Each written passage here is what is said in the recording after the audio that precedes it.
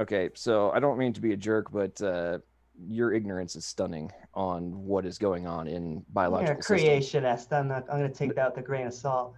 Okay, well, perhaps you should go use Google, and you'll be able to find the same research that I did, not from Go creationist use researchers, Google. not from creationist researchers, but from institutions such as Cambridge, MIT, Stanford, And and you many agree they all others. disagree with you on evolution, the Big Bang, and basically all the global warming, basically all the things that you believe in. Oh, okay, then you need to go research basic biology if you're going to argue that it is not reasonable for a intelligent agent to be required. Well, could you give some evidence that an intelligent creator is required?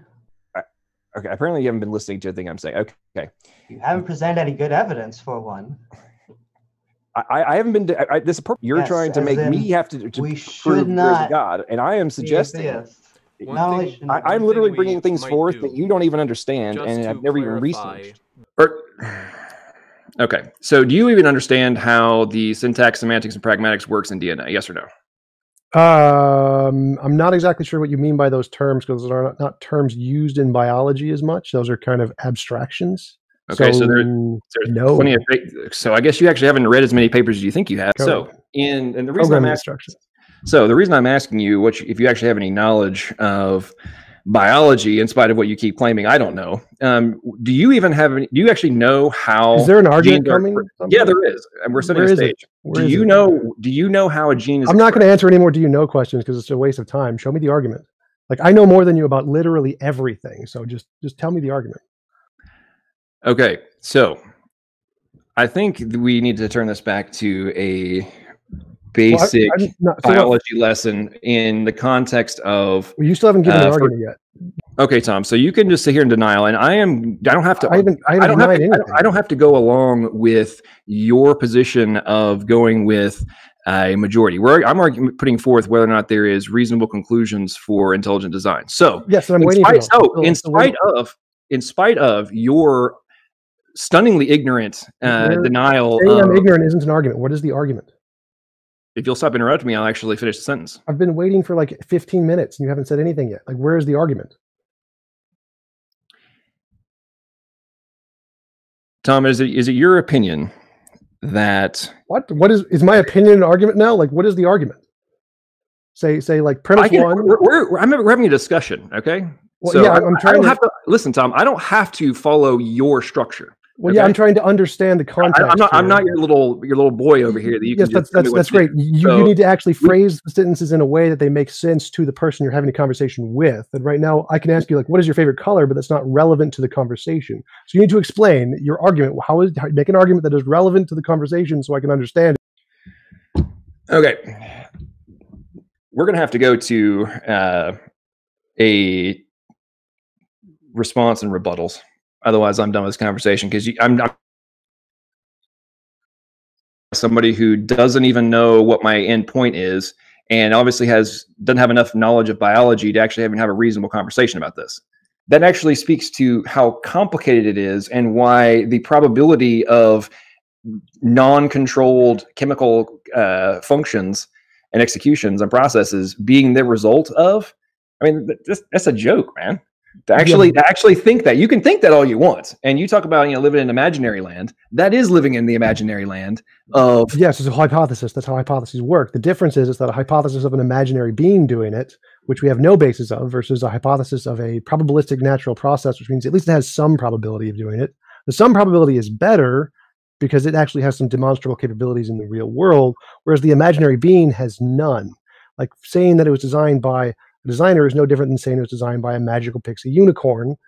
Well, I mean, I would say, first off, if you don't think I made an argument against evolutionary theory, then I'm guessing you just are ignorant about evolutionary theory. Is that, I mean, do you know anything about it? I'm not really sure what kind of a question that was. I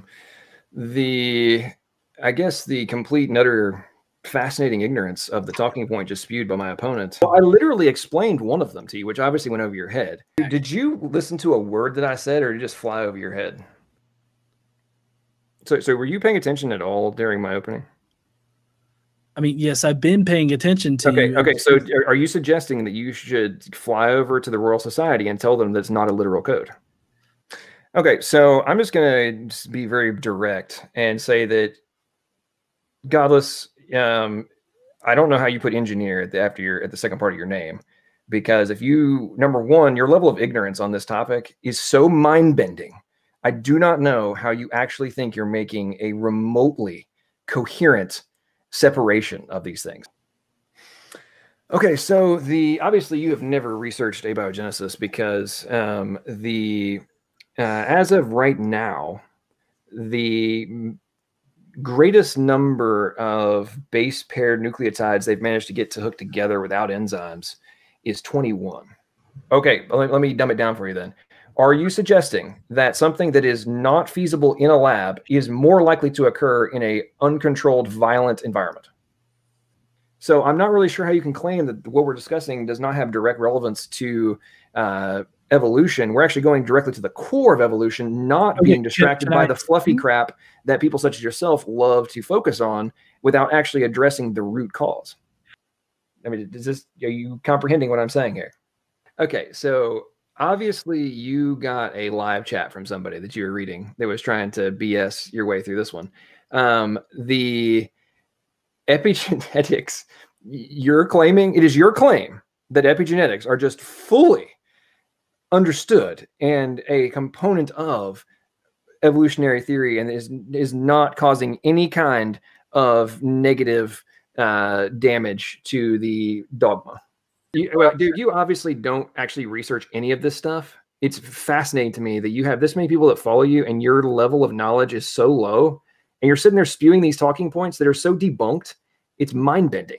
Bro, because for people like you that try to make that assertion, I literally have a Google Drive folder that's publicly accessible. You can go on my channel. It says for the annoying people, and literally every paper in there is secular.